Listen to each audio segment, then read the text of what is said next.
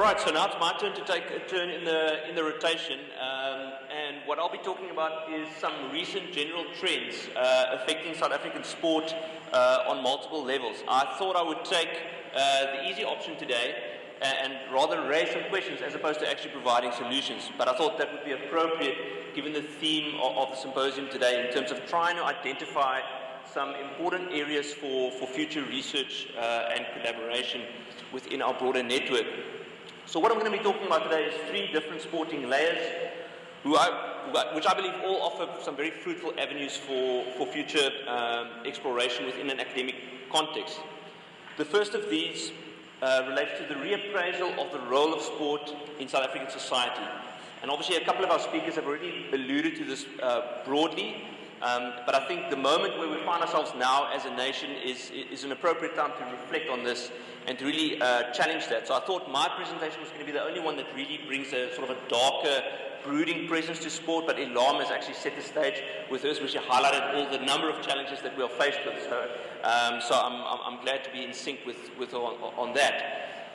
The second level that I'd like to explore is how does South African sport progress in a globalized context?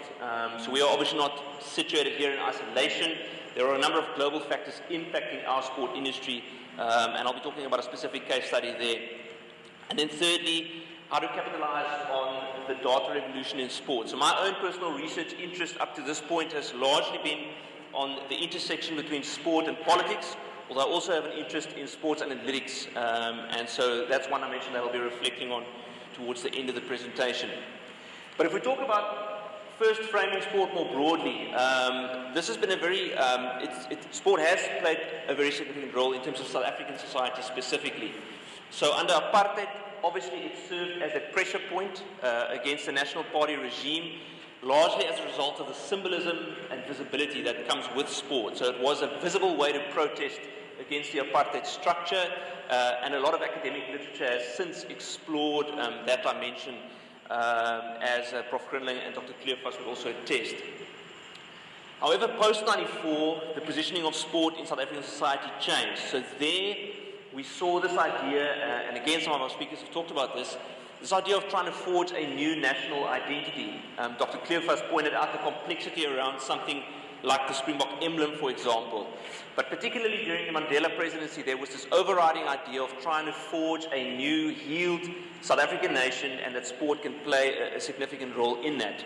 And then later on, in more recent years, it also became an avenue through which South Africa could position itself globally, and to say that we are a significant contributor in the international community again, mostly through the hosting of mega events, and World Cup 2010 obviously stands out as the biggest one in that regard. So as we moved through the 90s, these type of images were very much associated with South African sport. So obviously the famous moment in 1995, a year later, Neil Tovey lifting the African Cup of Nations, again with Nelson Mandela being the most prominent political figure as part of that conversation.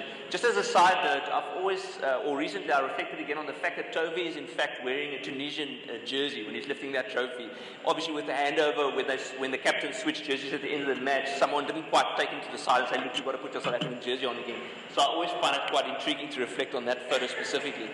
And then as I mentioned, 2010, the World Cup was obviously also positioned as Africa's World Cup. So this idea that the continent has arrived and that we can also present a massive event like 2010. And with those type of events, you obviously also have this narrative around business development, money's going to be plowed back into legacy projects, things like that. It's a very contentious space. My sort of argument would be that the circus has left town, 9 years ago, and what do we really have to show in terms of the 2010 legacy? I would question that if we had to probe that in any great depth. So the question now is, where are we as a nation 25 years into democracy? We have an ailing economy, as Elam alluded to earlier. We have spiraling unemployment. And we also have a failing education system. And this is only three of the ills that we can start listing on the things that are currently problematic in the South African context. And so these three elements are fundamental building blocks for any thriving society. It's not difficult to make that argument. And now the question becomes, is there room for sport to play a role in addressing any of these? can it be more than a mere temporary distraction? Because I think that's often what one could default to, is that, if we host a big event, it gives us sort of a temporary platform around which to cooperate and to, forget about sort of the dreary existence that living in South Africa has become for, I would say, the majority of the population. And it also raises a more broader philosophical question around elite sport in particular. And so we have a number of individuals in this room today that have come through that system. I'm a sports fanatic myself. I love it when South Africa do well on the field. Obviously the Proteas campaign at the World Cup was very disappointing in that regard this year. But we'll see if the Springboks can rectify that. But the question is, if you have these sort of macro issues that are ailing the South African nation, why would one even invest in elite sport? In terms of that very small proportion of the population that actually have the potential to perform at international level. And that's a difficult question, but it's one that we have to talk about. How does government justify expenditure on this aspect when it's got so many other priorities to take care of, so many other more pressing everyday needs for the population? And so this is where I think, and this is a conversation that I'm sort of picking up more and more in some interactions that I'm having with academics and practitioners, is this potential privatization or increased privatization of elite sport in South Africa specifically. Ilan mentioned in terms of the difficult financial situation that the federations are in. And these are just three of the biggest sports properties in the world, all characterized by heavy private ownership of franchises or entities. But I also take Dr. Kleophas's point earlier this morning around making everything about money. So it's a very difficult balancing act. It's not, as I said, I'm just raising questions. I'm not going to try and provide a solution to this. But I mean, these properties are also, one could also argue, they're not necessarily successful because of private ownership. They're fundamentally successful because of the products that they offer and the massive demand that you have in the United States for Premier League football around the globe, and also the Indian Premier League in terms of the Indian market. And a little bit more on that later. But I think when we think about the role of sport, the elite sport question is an important one for me, and also how elite sport should be structured and where funding should be unlocked for that. Because the government has enough on its plate to address some of the more significant social ills, I would argue, in the South African situation. The second I mentioned that I want to touch on is South African sport in a globalized context. So it has a role to play in South African society, but the industry itself is also being impacted by global factors. And the case study that I'd like to use here in terms of illustrating some of this downward pressure that South African sport is under is again cricket, and specifically the Mzansi Super League, or the MSL T20 tournament, which is sort of Cricket South Africa's latest project. Now, I know our next speaker is also going to be elaborating a little bit on this dimension, so I don't want to say too much, but I just want to pause on this episode specifically and how this relates to the global context in which South African cricket is currently positioned. So just to provide an overview, especially for some of our international colleagues, the Mzansi Super League is essentially South African cricket's intention to try and capitalize on cricket's shortest, most popular format, T20. So it's essentially about the length of a baseball game.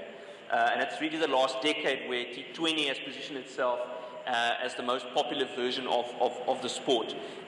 Also, one can think as attention spans shorten, we talk about the millennial generation, it's just something that's a little bit more appealing than sitting for 5 days watching a full test match fixture.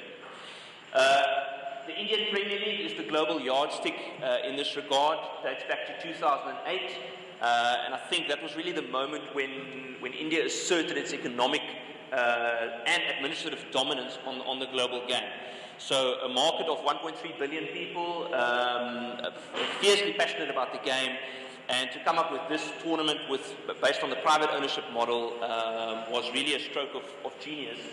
And other countries soon try to follow suit and try to capitalize on that momentum. So we now have prominent leagues all over the globe: Australia, England, in the Caribbean, Pakistan, Bangladesh, and Afghanistan. And all of these countries moved actually before South Africa was able to do so.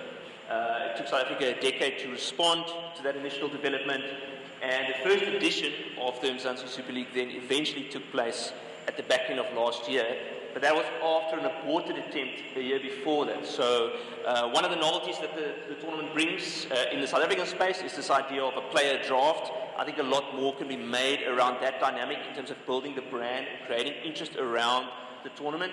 But in 27, they actually had a draft for what they termed the Global League, T20 Global League at the time, but due to various administrative difficulties, the tournament actually didn't go ahead. So that was certainly not a good start. And there are some notable danger signs if you look at the more broader global situation. And I'll list them over here. So the first mover advantage has essentially already dissipated. So as these tournaments began to compete for space on the limited international calendar, South Africa was essentially left with a very narrow window of actually trying to place its tournament within its own season, but also not clashing with too many other global fixtures on the cricketing calendar. Obviously, the massive Indian market underpins the IPL, so it's got a great foundation to move forward from, and it's also part of the reason why the IPL is likely, I will give you 100% probability on this, to protect that brand by limiting the ability of their own players to play in other leagues. So the South African situation, the Mzansi Super League, is being sold as another global T20 phenomenon, a tournament that will bring international stars to our shores. But if you look at the list of names, it's not really that impressive. There's a lot of sort of T20 sort of guys that are on the circuit that are not really wanted in a lot of other competitions necessarily, and you'll find none of the top Indian players being available, or none of the top Australians, or even a couple of English players are available.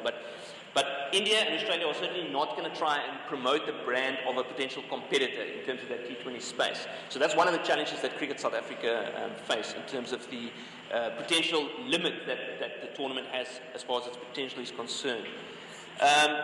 The level of interest in 2018 was also somewhat underwhelming, despite what Cricket South Africa might want you to believe. And there's a broader question here around whether we've reached a saturation point for T20, because the calendar can only accommodate so many tournaments.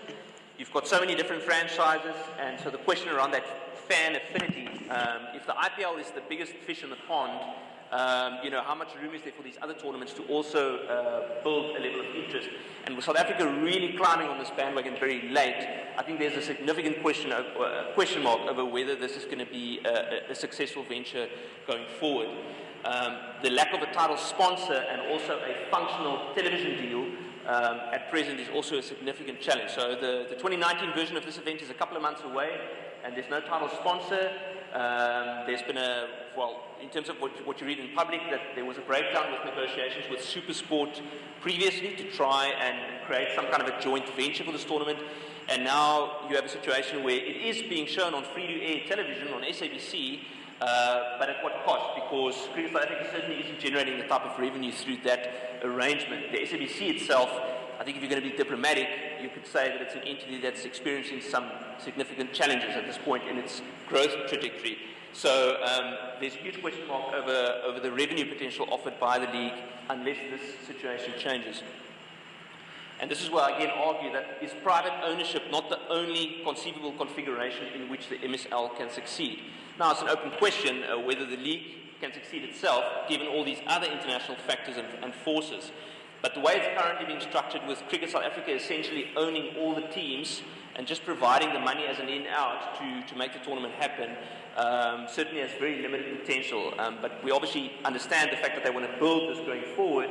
I just think that there's a lot of work to be done to try and make this into a successful venture, and it'll be interesting to see how that plays out later this year. The final dimension that I want to talk about is the data revolution in sport. And again, this is an area where I think there's a lot of room for further research and collaboration in the South African context. I think many of you are probably familiar with the book Moneyball, which came out in the early 2000s, later adapted into a film, which was very much around the data revolution in baseball in the USA, with one team in particular, the Oakland Athletics, using new data techniques to drive their decision-making in terms of player recruitment. Since then, this process has very much continued, and these are just some other prominent baseball titles that have come out in the last few years, and this continues sort of unabated, with Astro Ball being the latest incursion into this field. The Houston Astros now kind of being seen as one of the most progressive teams in Major League Baseball, essentially being described as a player development machine. So obviously in the US sports system, it's an extremely competitive system. So as soon as one team has an advantage, the other ones are trying to close that gap. And that's essentially what's happened in the post-Moneyball era. The other teams have cottoned onto that. And whereas having this type of data analysis was an outlier in the early years, now it's sort of a prerequisite. All the teams do it, and they try and sort of outdo each other to what level they can use this data. So the latest sort of version of this in baseball is the so-called launch angle revolution. So in all these stadiums that the Major League Baseball games are being played at, you have these high-definition cameras that track all the different angles and velocities at which balls are leaving the bat or the pitcher's hand, etc. And you have a situation now where analysts have essentially defined the optimal angular range at which you need to hit a ball to hit it out of the park as a home run. And now what that is doing, now that they've quantified that, swing coaches and hitting instructors are now retooling players' swings to actually specifically produce those kind of launch angles. And now you have this home run revolution with a lot more home runs being hit, or at least to the same level as the so-called steroid era in the late 90s and early 2000s. There's another aspect around the actual Major League ball that's also now being what they call it the juiced ball. So it's flying out of stadiums at a higher rate. But what we find here is that some players that for their whole career had been rank average now suddenly spike and become sort of all-star level players just as a result of the data and the fact that they could tailor their game according to that specific requirement. But obviously this element has also spread to other codes. So while I would say baseball was very much at the forefront of this in the early 2000s, we've also seen this spill over into other codes, and I'll use another US example. So this chart that I've got here is for the NBA. So analysts have been able to calculate the average number of points that you get from every shot taken from any location on the floor. So the red zones are the good ones. So the darker red zone, the more points per shot. So that obviously factors in made shots or missed shots. So this is why, even though beyond the three-point line, it's a more difficult shot, but you obviously get more points if you make it. So they worked out that according to these probabilities, it's actually more productive to take as many shots as possible outside the sort of perimeter than these sort of mid-range jumpers that would still only give you 2 points, but are actually low probability zones in terms of overall scoring. So what you find is, if we go back 19 years, this is 2001, 2002. The yellow dots are essentially the most popular shot ranges in the NBA at this time. And you can see it's kind of like all over the place. I mean, there's significant three-pointers, but there's a lot of shots here in the sort of dead zone, or at least as defined by analysts. So now if we forward to the last couple of years, you now see the most common shots being almost perfectly aligned with the tight probabilities and the sort of expected outcome of these shot ranges. So you have a lot of them sort of obviously underneath the rim where it's easiest to score, as long as you can sort of get by the big guys that are obviously guarding that area. But there's been a huge increase in three-point shooting because teams have calculated that it just takes, it elevates their probability of winning by just taking as many shots in those productive ranges. And conversely, there's basically a complete emptying of this blue zone where it's just you were essentially getting a lower return on investment for making shots in that range. So this is an NBA example. And then this one, I just wanted to also show you in terms of the English Premier League in football. So I just wanted to ask, is anyone familiar with the XG metric in soccer?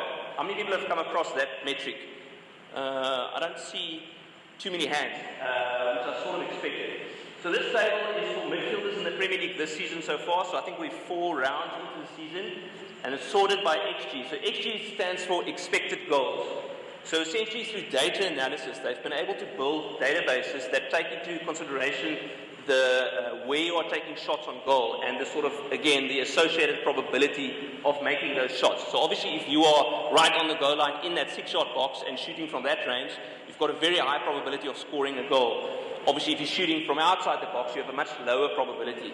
And so what this data analysis does, it can track the sort of areas on the pitch where players are taking their shots. So these are all the midfielders. And we can see that Raheem Sterling of Manchester City, he's actually scored 5 goals so far, but his expected goal tally is 3.66. So if you add up all the probabilities of all the shots that he's taken so far in the league, you would expect him to score around 3.6 goals. So he's actually overperforming that metric. Now that can be because one of two things. It can either be that he's just been lucky or fortunate so far, and he'll eventually sort of regressed downwards to a more in line with his expected level, or there's something in Raheem Sterling's game that just makes him a player that tends to outperform that metric. So that's sort of some of the complications that are involved with the data, but we know he's an excellent player. There's a reason why City paid so much money for him, and we see guys like Sergio Aguero, players like that, also constantly outperforming this sort of basic metric. But I mean, that's just one example of a stat that has now been introduced in sort of high-level soccer. Personally, I'm not sure to what degree this is being used in South Africa at the moment. I would be surprised if any of the teams are looking at this, because you obviously need a real strong database with video footage tied to that that's been sort of mined over a long time. But again, this is part of the point that I'm making, is an area that we could potentially explore going forward in terms of research opportunities within the South African context specifically. So in this regard, right on our doorstep, we have a so-called sports hub in Stellenbosch. We have a lot of teams and athletes coming through on a regular basis. And we obviously have, through the university, this nexus between researchers and sports practitioners. And so while Stellenbosch University's research footprint for sport is well established in some of the codes, I think so rugby is definitely one of them. We have Dr. James Brown in the crowd, so he's involved with a lot of that research. There are obviously other codes where there's still a lot of room for growth and that we can potentially consider expanding on. And another interesting development in sort of the recent months is Stellenbosch University's launch of its School for Data Science and Computational Thinking. So I'm certainly not a data analyst or a computer programmer, but the university is certainly recruiting them and putting a huge emphasis on data science going forward.